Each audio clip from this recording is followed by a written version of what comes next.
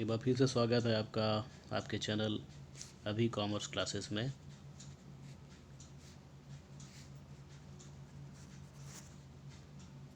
आज हम पढ़ेंगे हमारे छत्तीसगढ़ नॉलेज सीरीज़ में छत्तीसगढ़ी लोकगीत। ठीक है, छत्तीसगढ़ी लोकगीत आज का हमारा टॉपिक रहेगा छत्तीसगढ़ी लोकगीत।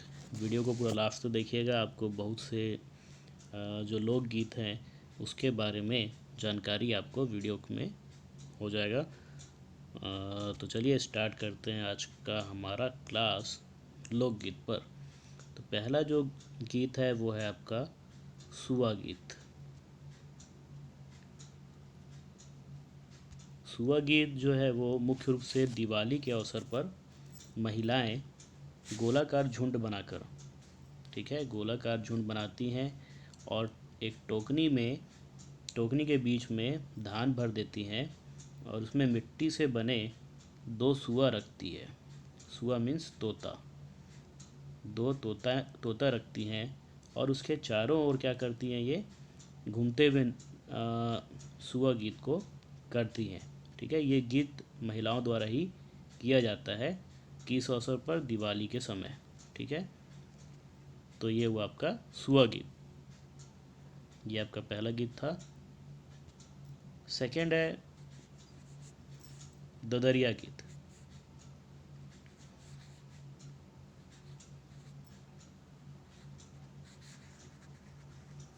तो ददरिया गीत क्या होता है, ये बेसिकली एक सौंदर्य और श्रृंगार से संबंधित गीत होता है। ठीक है, सौंदर्य एवं श्रृंगार। तो इस गीत में सौंदर्य व श्रृंगार की बहुलता देखी जाती है। ठीक है, और बेसिकली ये क्या है, राज्य के आम निवासियों की प्रेम गीत है। तो इसको किस प्रकार का गीत माना जाता है, प्रेम गीत। ओके, तो इसमें दो चीज़ों को आप याद रखेंगे, सौंदर्य एवं श्रृंगार एवं प्रेम गीत। फिर जो थर्ड आपका गीत है वो है भरथरी गीत। भरथरी गीत, तो देखिए ये एक मूलतः क्या है, एक लोक कथा है। लोक कथा किसकी है, राजा भरथरी, राजा थे भरथरी और उनकी रानी पिंगला के। ठीक है, राजा भरथरी और उनकी रानी पिंगला के वियोग की एक गाथा है ये भरथरी।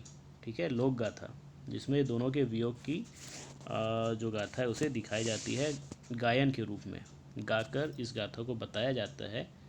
ठीक है, तो इसको हम कहते हैं भरथरी गीत, को वियोग गीत भी कह सकते हैं आप।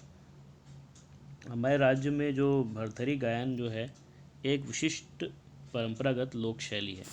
ओके, तो भरथरी गीत के बारे में आप याद रखेंगे, राजा भरथरी और रानी उनकी पिंगला के वियोग की कथा को गीत के रूप में प्रस्तुत किया जाता है। इसके बाद जो है चौथा गीत वो है पंथी गीत।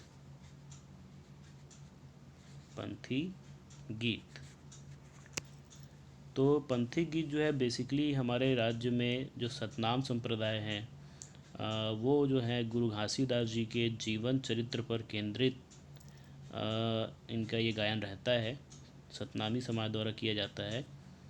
ठीक है, सतनाम संप्रदाय द्वारा, और बेसिकली ये बेस्ड होता है गुरु घासीदास जी के जीवन पर। और इस गीत में एक पिरामिड के तरह वो आकार बनाते हैं हाथों से जब नृत्य करते हैं साथ में गीत के। ये नृत्य भी है एक्चुअली, पंथी नृत्य भी होता है जिसमें नृत्य में क्या करते हैं, पिरामिड जैसा एक आकृति हाथ से बनाते हैं। ओके, यहाँ से गीत की हम बात कर रहे हैं, तो इस बात को आपको याद रखना है कि सतनाम संप्रदाय द्वारा गुरु घासीदास जी के जीवन चरित्र पर केंद्रित ये होता है। ओके, फिर है आपका चंदैनी गीत। चंदैनी गीत, चंदैनी गीत जो है अपना हमारे छत्तीसगढ़ के जो ग्रामीण क्षेत्र में जो लोक कथा लोरिक चंदा, जिसकी बात हमने लास्ट वीडियो में किया था, उस पे आधारित ये लोकप्रिय गीत है। ठीक है, लोरिक चंदा की जो कथा है, लोरिक चंदा की कथा, उस पे आधारित क्या है, ये लोकगीत होती है। याद रखेंगे आप, लोरिक चंदा पे आधारित लोकप्रिय गीत है। और ये जो है आरंग परिक्षेत्र के प्रसिद्ध प्रेमी युगल, आरंग क्षेत्र के जो प्रेमी युगल थे लोरिक और चंदा, इनके प्रणय गाथा जो गीता माला बनाई गई थी उसे चंदैनी गीत कहते हैं। ठीक है, आरंग के क्षेत्र में लोरिक और चंदा की जो प्रेम गाथा है उसके संबंधित जो प्रणय गीत माला बनाई गई उसको हम लोग क्या कहते हैं, चंदैनी गीत कहते हैं।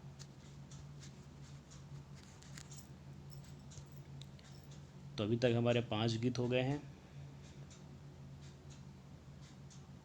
6 गीत हो गए चंदैनी गीत तक। अब आता है आपका 7वां नंबर का बांस गीत।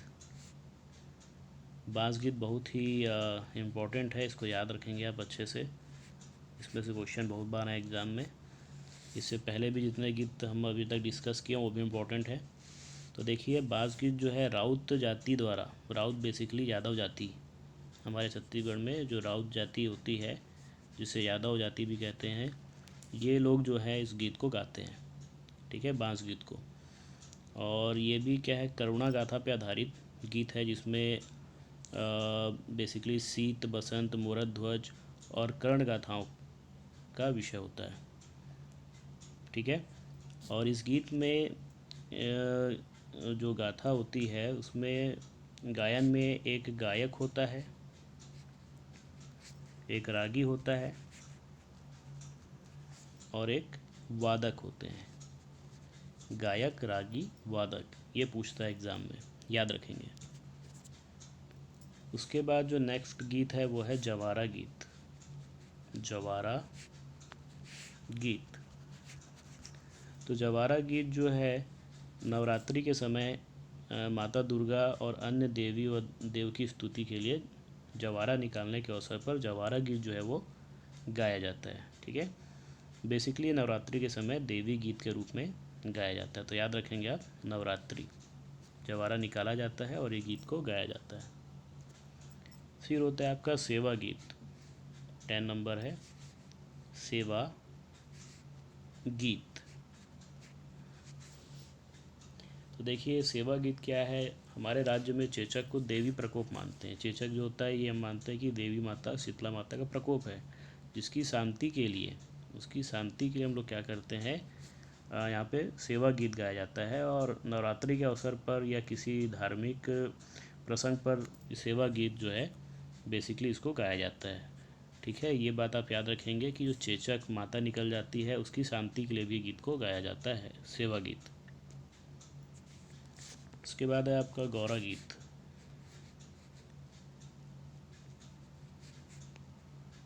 गौरा गीत, तो ये भी देवी माँ की स्तुति में गाया जाने वाला हमारे राज्य का प्रमुख लोकगीत है। ठीक है, ये भी क्या है, देवी माँ को प्रसन्न करने के लिए गीत को गाया जाता है, उनकी स्तुति में ये गीत को गाया जाता है। फिर नेक्स्ट है आपका कर्मा गीत, जो कि इम्पोर्टेंट है बहुत ज़्यादा। कर्मा गीत, तो कर्मा गीत बेसिकली ये आदिवासियों का प्रिय नृत्य है। किनका है ये, आदिवासियों का। और कर्मा जो गीत, कर्मा गीतों का मुख्य स्वर होता है वो श्रृंगार होता है। क्या होता है, श्रृंगार। ओके, कर्मा गीत के बारे में आप याद रखेंगे, आदिवासियों द्वारा गाया जाता है और श्रृंगार की मुख्यता इसमें होती है। फिर नेक्स्ट जो गीत है वो है आपका लेंजा गीत। लेंजा गीत, तो लेंजा गीत क्या है, जो बस्तर के आदिवासी होते हैं वहाँ पे इस आदिवासी लोग जो हैं उनका ये क्या है, लोकगीत है। लेंजा गीत बस्तर के आदिवासियों द्वारा इसको गाया जाता है, याद रखेंगे, लेंजा गीत। फिर 14 है आपका भड़ौनी गीत। भड़ौनी गीत, तो भड़ौनी गीत क्या है, छत्तीसगढ़ में जो हमारा विवाह वगैरह होता है आदिवासी समाज में, तो विवाह के समय जो होता है एक टाइप का गीत ये गाया जाता है, हंसी मजाक इसमें लक्ष्य बनाया जाता है। ठीक है, बेसिकली खाना खाते समय जो वर पक्ष के द्वारा हंसी मजाक करते हुए इस गीत को गाया जाता है। फिर है आपका नचौनी गीत। नचौनी गीत, तो नचौनी गीत क्या है? बेसिकली नारी की विरह वेदना, संयोग वियोग के रसों पे आधारित लोकगीत है। मतलब नारी के विरह वेदना से संबंधित एक टाइप का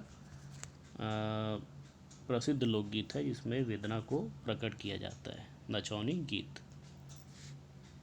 फिर नेक्स्ट जो हम लोग डिस्कस करने जा रहे हैं वह है बैना गीत। बैना गीत, तो बैना गीत क्या होता है? ये तंत्र साधना से संबंधित गीत होता है। ठीक है, तंत्र साधना से संबंधित लोकगीत है जो देवी देवताओं को प्रसन्न करने के लिए गाया जाता है। तो याद रखेंगे, बैना गीत, तंत्र साधना। फिर है आपका राउत गीत। राउत गीत, तो राउत गीत इसके बारे में से बांस गीत के बारे में लोग डिस्कस किए थे, उसी तरीके से ये राउत को भी यादव समाज द्वारा ही किया जाता है और 10 दिनों तक ये गीत को ये गाते हैं दिवाली के बाद या दिवाली के समय। ठीक है, फिर आता है आपका 18 नंबर नागमत गीत।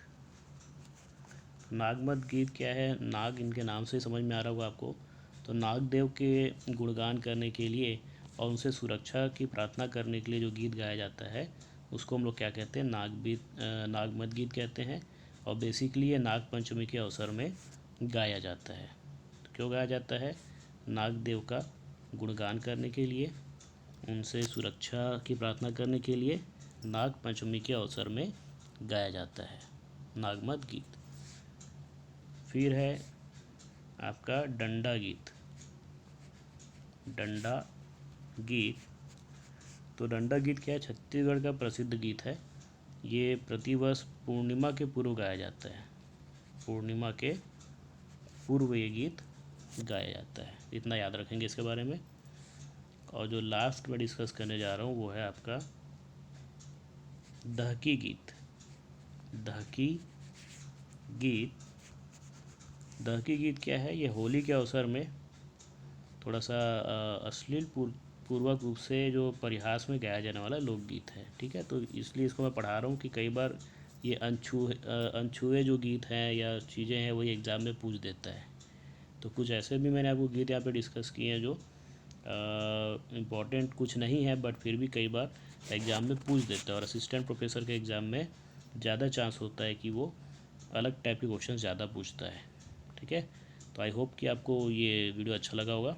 अगर वीडियो अच्छा लगा है, कुछ समझ में आया आपको, तो लाइक कीजिए, सब्सक्राइब कीजिए, बेल आइकन को दबाइए ताकि आने वाले वीडियोस आपको और मिल सकें। Thanks for watching.